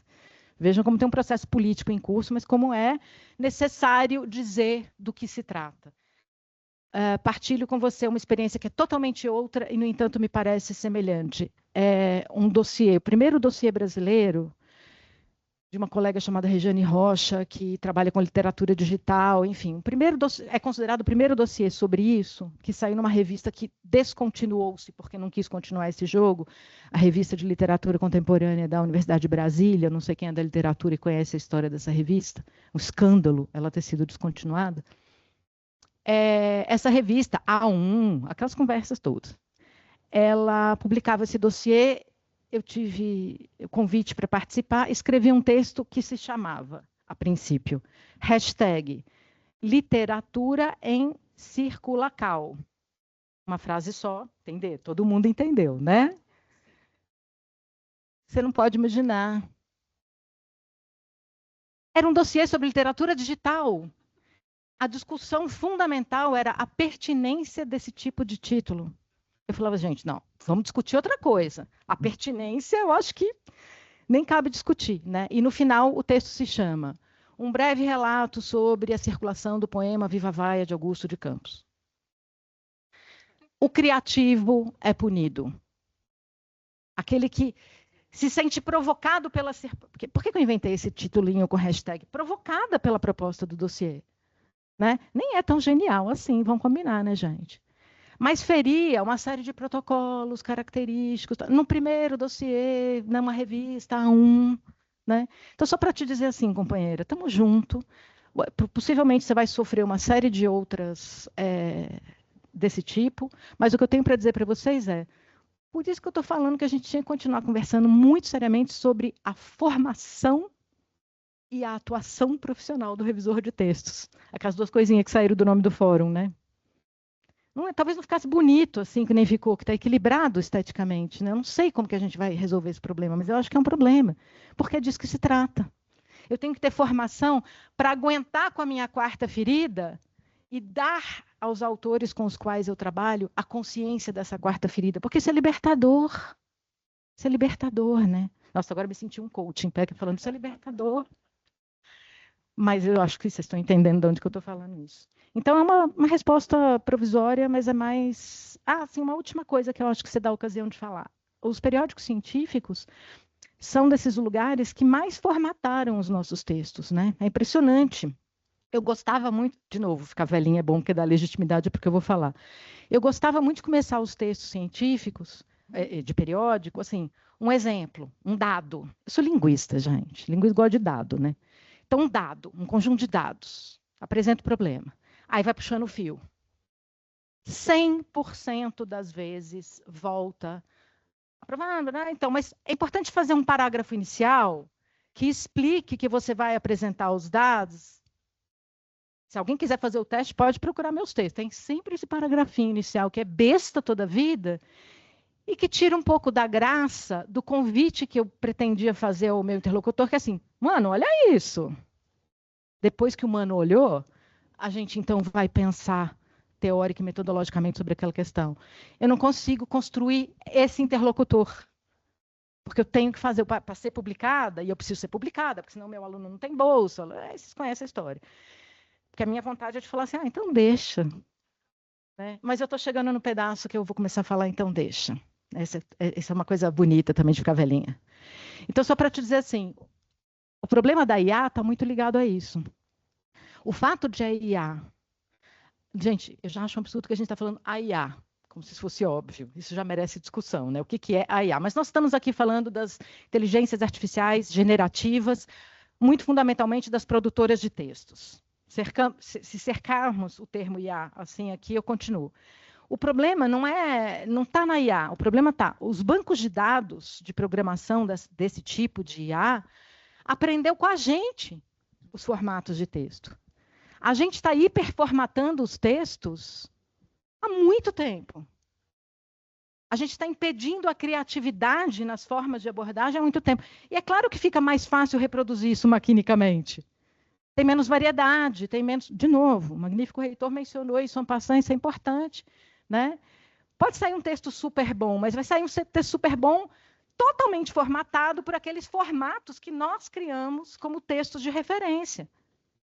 Vou repetir, eu acho que a gente está num momento dificílimo, mas tomar consciência disso é bom, porque dá para transformar isso. Eu acho que é importante. Então, tenha paciência, escreva para o editor. Sabe, eu acho que é a militância, né? É a militância. Escreva para o editor, fala, olha, há um trabalho de pesquisa acadêmica na organização das minhas fontes. Isso é parte do trabalho, precisa aparecer. Eu estou oferecendo aos meus leitores a partilha da minha metodologia. Isso é metodológico. Não pode ser apagado. Né? Mas acho que precisa dizer isso, porque talvez com essas palavras a pessoa fala, não, é mesmo.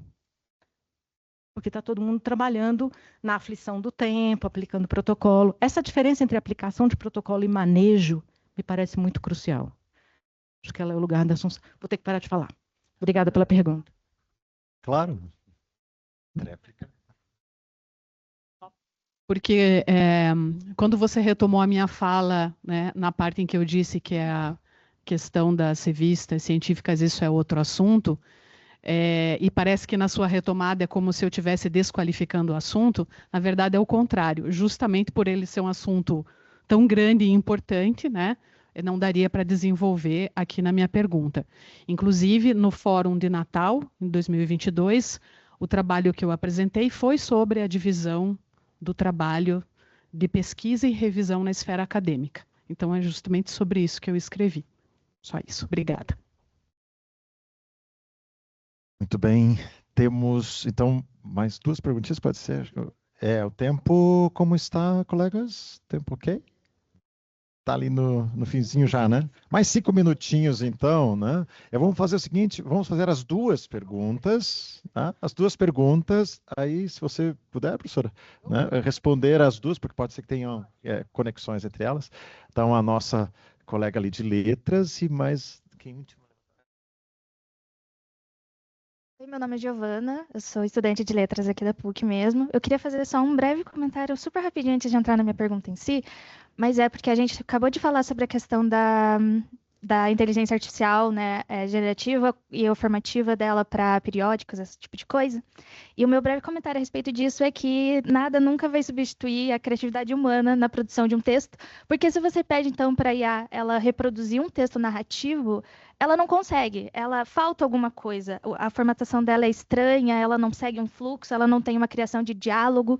Então, quando a gente pede por trabalhos que exercem assim mais da mímese mesmo, né, de uma representação fantasiosa, etc., a IA nunca vai conseguir. Essa é uma opinião particularmente minha, né? Mas eu quis fazer só esse breve adendo. E a minha pergunta em si, quando a gente está falando, então, né, sobre a valorização e sobre a formação, é o âmbito educacional mesmo. Então, aqui na faculdade, como que isso é retratado, como isso acontece também em outros lugares. Porque, por exemplo, aqui na PUC, eu só tenho 2 matérias a respeito de revisão, e eu, sinceramente, não sinto que ela cumpre todo esse propósito que a gente está ouvindo falar sobre no fórum, porque eu acabei de ouvir você falar lindamente durante a minha última hora a respeito disso, e parece que eu não vai... Uma matéria durante um semestre na minha faculdade simplesmente não vai dar tempo de fazer toda essa formação e, particularmente, não vai dar para também fazer a valorização para com os meus colegas, sabe? Então, era mais ou menos isso. Bom dia, meu nome é Marcos Costa, eu sou servidor do Executivo do Estado do Espírito Santo e atuo no INCAPER, que é um Instituto de Ciência, Tecnologia e Pesquisa, e que também tem várias publicações na área principalmente de agricultura, das ciências agrárias, e lá eu atuo como revisor de textos, né?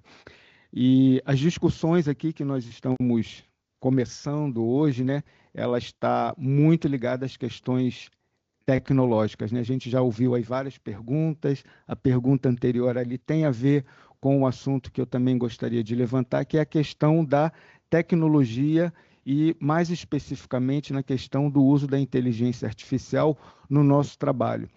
No tema do nosso encontro ali, nós temos inclusive a palavra ética, né? Que é uma palavra que está em destaque ali.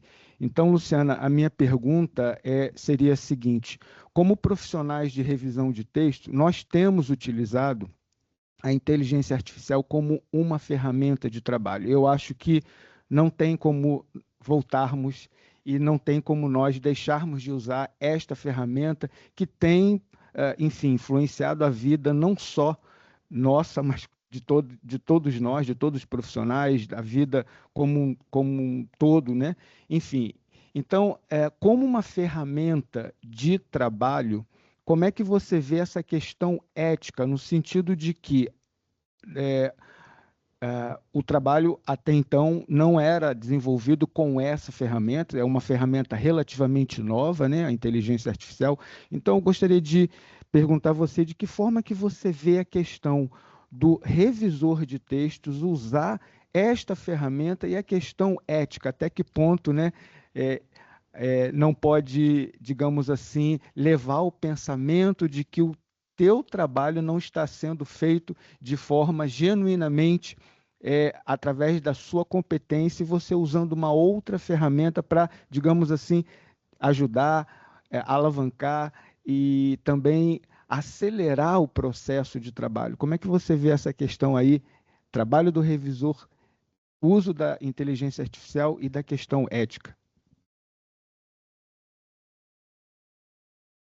Gente, próximo fórum, uns 4 dias para conversar sobre essas coisas, né?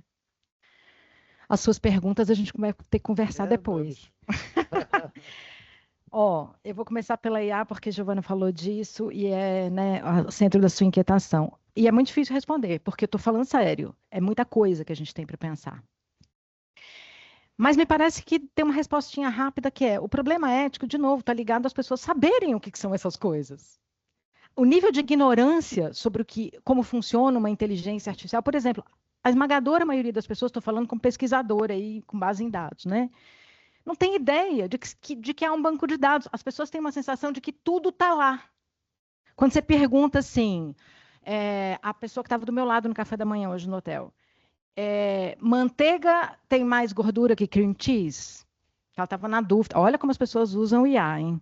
Manteiga tem mais gordura. Aí ela comentou comigo, ela falou assim, nossa, eu estava preferindo a manteiga achando que era mais natural, vou pegar o cream cheese, e me falou, tem 30%, me deu um monte de dado de uma pesquisinha que ela... Sim, aí eu falei, mas de onde você tirou isso? Qual é a inteligência artificial? Aí ela deve ter ficado chateada comigo, porque eu fui para a quarta ferida aí, né? Eu falei assim, não, porque ela sentou na minha mesa, ela perguntou se podia, e a gente estava junto tomando café, né? Aí eu falei para ela, você tem que ver, porque de repente você toma um negócio, pode ser que seja isso mesmo, nesse caso, mas de repente você toma um negócio, tem acontecido, a gente sabe, né? Então me parece que a grande questão de fundo, já falei isso e vou retomar, é a ignorância. Por isso a questão da educação que a Giovana levanta é tão crucial, da formação. O desconhecimento do que são as ferramentas, de que são ferramentas, me parece assim a mãe dos problemas. Tudo começa, e às vezes você tem consciência, mas o seu empregador não tem, o seu cliente não tem. Então isso é muito complicado, porque como é que você vai pactuar uma ética entre pessoas que desconhecem o comum sobre aquilo? Então eu acho que a grande questão é sim que as pessoas desconhecem, e a história da internet, tem uma brochurinha chamada Ideologia Californiana, fácil de baixar, quem quiser comprar, ela é baratinha, de Barbrook e Cameron, que é de 85, que é de 95, eles contam a história da criação disso, que a gente chama hoje de Vale do Silício, e muito disso se compreende lá. E todo mundo que lê essa brochurinha fica assim, nossa, eu não sabia disso, nossa, eu não sabia disso. Como a gente desconhece a história técnica da internet, as decisões que foram sendo tomadas, pelas razões que foram sendo tomadas. Me parece que a difusão disso já resolve um monte de problema ético. Porque não tem como você ser o revisor de texto ético por sua conta própria, porque ética é um troço que a gente pactua. Não tem uma ética, esse negócio de ética pessoal é bem complicado, né? Que ética pessoal? Ética, por definição, é pactuação social, né? É pactuação de grupos de trabalho, é pactuação institucional, né? Então, me parece que esse é um grande trabalho, assim, precisamos conhecer agora. É uma maravilha você trabalhar, eu traduzo. Traduzir com o DeepSeek é uma maravilha, ele vai discutindo com você os termos.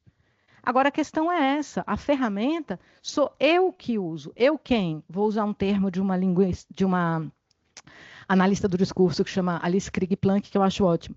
Nenhuma máquina, nenhum bom uso de nenhuma máquina prescinde do interpretante razoável. Eu acho lindo esse nome, Pan. Quem é o interpretante razoável? É aquele que consegue fazer uma narrativa que tem alma de narrativa, para pegar o exemplo que você deu, né, do teu comentário. Então, o problema da IA, ele me parece menor do que ele está soando agora, se a gente entender que se trata de tirar as pessoas da ignorância do que ela é. Isso resolve praticamente tudo. O problema do plágio, dos trabalhos, dos estudantes, como que faz na escola. Se as pessoas souberem o que é, como faz, dou um passinho, souberem que elas podem fazer. Gente, tem programaçõezinhas muito simplinhas que todo mundo podia aprender na escola. Mas aí entra o problema da escola, que não é desse fórum, não vamos discutir agora, que, como os periódicos científicos, abriria todo um flanco, né? O que se decidiu ensinar na escola? Então, isso tinha que ser, assim, assunto, o tempo todo, né? Como é que funciona essa ferramenta? Agora, a história das ferramentas tem um pouco isso. A mim me impressiona muito a facilidade com que os revisores adotaram, de novo, ser velhinha é massa, o pacote Office de correção. Eu sou anterior a isso. As relações se deterioraram entre revisores e autores com esse pacote Office, porque ele é agressivo, ele polui o arquivo, ele carrega o arquivo para você, ele desconfigura dependendo das versões das máquinas, ele parece que ele está dilacerando o texto do autor, a forma de anotação. E ele substituiu completamente um monte de outros pactos que havia, cores, notas de rodapé, enfim, outras formas de interlocução, e foi virando essa interação meio tirânica. E frequentemente o arquivinho que vem no periódico científico é isso, né?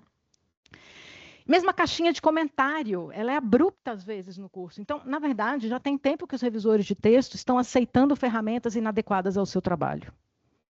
Então, eu acho que a discussão sobre as ferramentas do trabalho do revisor de textos, os tradutores desenvolveram algumas coisinhas, né? Os revisores parece que não. Eu tenho que parar de falar, mas eu só queria dizer isso. Não tem como voltarmos. Você falou, sim, não se trata de voltar e não se trata de ser tecnofóbico, gente. Não estou sendo tecnofóbica, não, pelo amor. Só não estou sendo tecnofílica. Para falar bonito. Entenderam, né? Isso é muito importante. A questão é sair da ignorância e tal. Eu sei, eu já vou fechar. Eu não queria deixar de voltar para o breve comentário. Então, assim, é uma resposta super curta e provisória, mas me parece que é isso. Vamos tirar todo mundo da ignorância do que é uma IA. E aí a gente consegue pactuar modos éticos de trabalho. Agora, isso tem a ver com a questão da Giovana sobre a formação. Né? Eu trabalho numa universidade cujo concurso me pôs lá dentro para eu fazer, entre outras coisas, o estabelecimento dessa reflexão toda de que nós estamos falando. Né? Eu cheguei lá com 40 anos de idade, com assessoria editorial, uma empresa, uma história, parará, né? Então, era para isso que eu estava lá. O ano passado, extinguiram-se as 3 disciplinas que eu criei sobre isso. Porque vai ter uma reforma curricular, isso que não é central, é acessório, pode ir para cursos de graduação, de especialização. Foi retirado daquilo que é o quê? A grade regular. Olha o revisor de texto sendo expelido. Nós temos um curso no Rio Grande do Sul muito importante, em Santa Maria. Nós temos o Cefet, estou fazendo assim porque tem o Zé do Cefet aqui, talvez tenha mais gente, né, de Belo Horizonte que está ali bravamente resistente, construindo uma formação muito sólida para isso, mas, em geral, é olhado como acessório. Isso vai te ajudar a fazer uns bicos, né? Mas eu vou dizer para vocês, mesmo nas licenciaturas em letras, se um professor tem essa formação, ele olha para o texto, ele olha para a língua de outro modo, não prescritivo, né? Que é tanto que se fala que o professor tem que fazer, etc, etc. Então, me parece que não é à toa, não, que a formação seja tão deficiente e, eventualmente, que é o caso que acabou de acontecer comigo agora, eliminada daquilo que se entende que seja a formação regular. Eu acho que tem um poder enorme aí de transformação mesmo do entendimento do que é a criação intelectual, que está na mão do revisor. E acho que é isso que fica sendo podado, dificultado no periódico científico, nas graduações, na dificuldade de pactuar uma ética, porque as pessoas não estão com tempo de entender o que está acontecendo ali, naquele trabalho que você faz. Né? E aí o mito do revisor solitário. Porque só o revisor entende o que sobretudo em instituições maiores, só o revisor entende o que ele faz. Né? Isso é um problema, porque não é assim que funciona, não. Ela vai falar.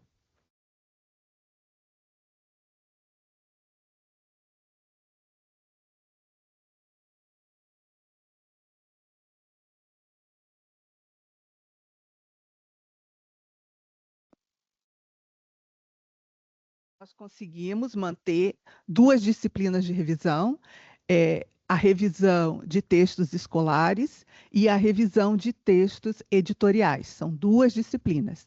Então, elas se mantiveram por conta de muita luta da professora Rosane, que está ali, né, e de outros professores. Eu só queria complementar nesse sentido, por ter consciência de tudo isso.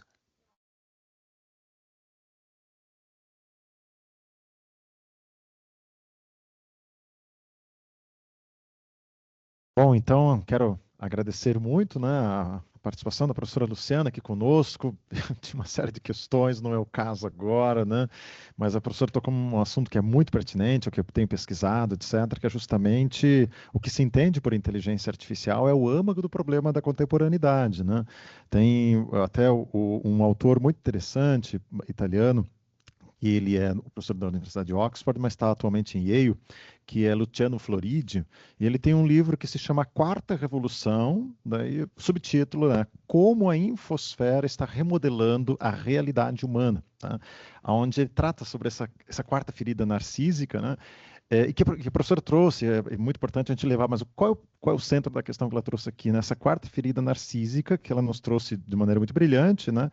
É esta cisão, né, que nós temos hoje entre interlocução e interação, que as mídias enfatizam a interação, e eu diria até mais a interreação, né? Porque o mundo digital ele precisa da nossa atenção, e a nossa atenção ela é canalizada pelas nossas emoções, né?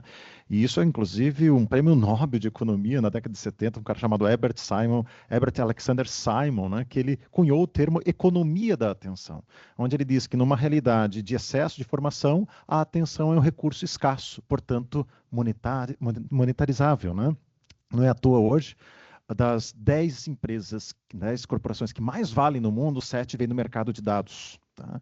E dessas 7 do mercado de dados, a primeira, que é a NVIDIA, né, ela tem um valor que é superior a 2 PIBs brasileiros. Então, veja o poder econômico que nós temos, né, destas corporações, e elas exercem o quê? Exercem justamente a nossa captura da atenção.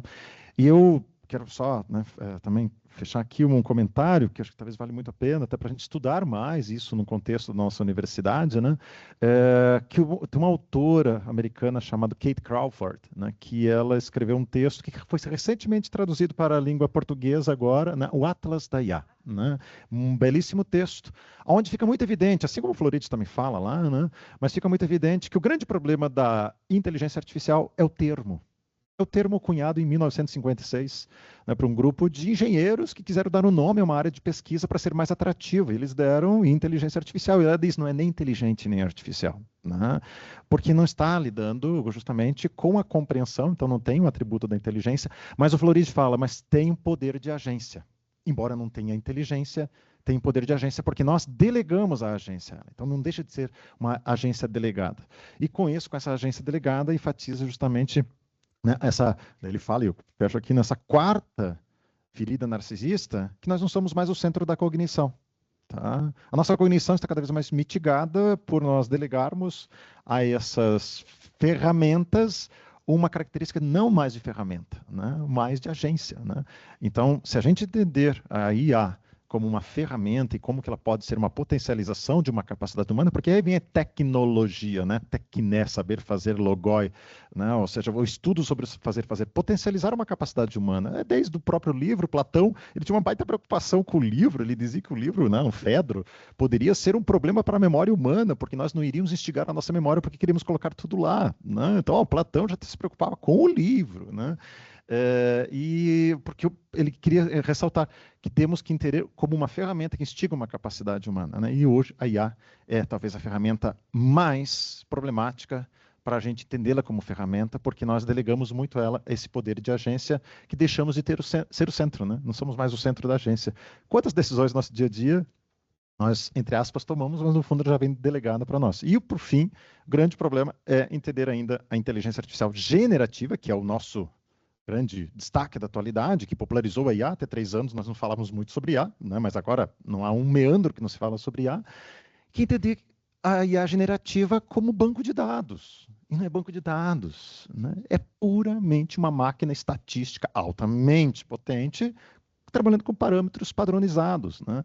E o que nós vamos ter é esta tirania dos padrões, né, que de certa forma uniformiza a nossa forma de pensar, a nossa forma de escrever, a nossa forma de agir e até, entre aspas, a nossa forma de decidir. Todo mundo está decidindo a mesma coisa, logo ninguém está decidindo, né? Bom, então, obrigado assim, né, pela sua participação aqui. Eu tinha uma série de questões, mas eu deixo aí, né, para a gente debater em outro momento. Passo a palavra para a professora Gisele, então, e agradeço a oportunidade de estar aqui, né, aqui com vocês hoje, né, nesse momento de interlocução. Um abraço.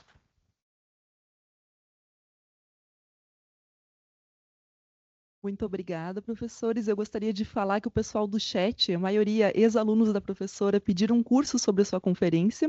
Então, ela falou de trabalho. Ó, eu achei que ela ia falar, não me dê mais trabalho, mas que bom. Esse trabalho ela curtiu, então. Queremos a divulgação para o pessoal daqui também. Então, muito obrigada, gente, por essa primeira parte do evento. Agora nós vamos fazer um pequeno intervalo para o coffee break. Eu só gostaria de dar 2 avisos antes, tá? Então, o primeiro deles, se você não conseguiu fazer check-in, tá? Ele foi reaberto, dá para regularizar ali na frente. E o horário que nós retornamos, que vai ser às 10h40, tá bom? Então, aproveitem o coffee break, vamos aproveitar como presença, como a professora colocou, e nos encontramos novamente às 10h40.